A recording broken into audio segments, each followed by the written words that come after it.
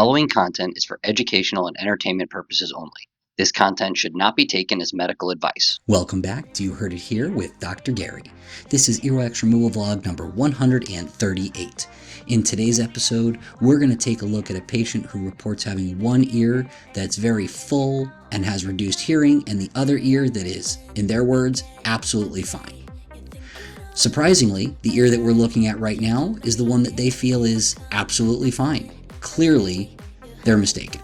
As we look down the ear canal, we saw quite a bit of impacted earwax, and we can see that even once we remove the impacted wax from the center of the ear canal, we had a lot of wax and dead skin adhered to the side of the ear canals.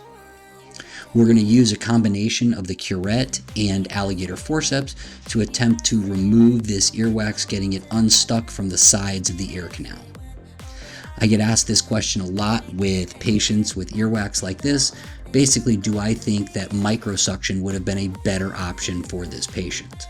Short answer is not really. In this case, because the earwax is so adhered to the side of the ear canal wall, it's unlikely that suction would have gotten any more wax out than we currently have at this point. Now, as you can see with the alligator forceps, when we start pulling on this wax, it extends backwards, almost like it's going to be a peel or a ribbon within the ear canal.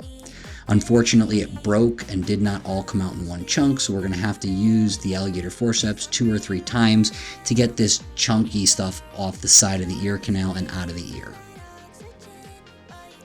Alright, now that we're getting this last little piece back here, and again it broke again, so now we're going to go back in with the curette to scrape the floor of the ear canal. Now when I say scrape the floor of the ear canal, that actually sounds painful.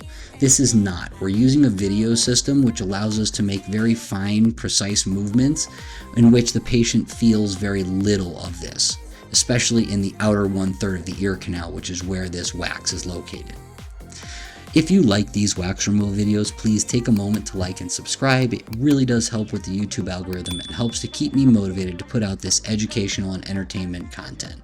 Again, this is not medical advice. This is strictly for education and entertainment purposes.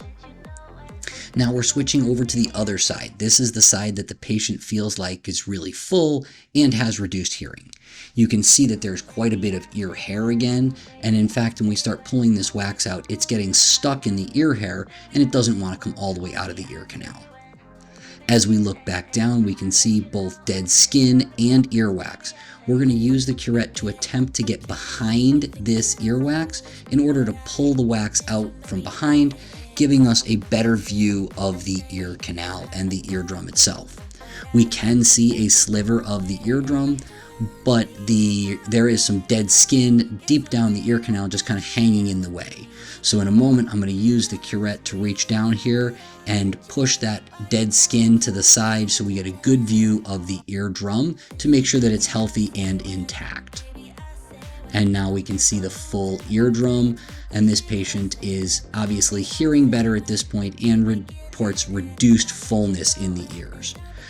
So now we do have a good view all the way down to the eardrum. The patient's symptoms have gone away. We're just going to do some final cleanup at this ear canal floor in order to assist the patient and help them avoid having that buildup right away. There's a good view of the eardrum. Again, we're just going to finish off by pulling this last little bit off the ear canal wall.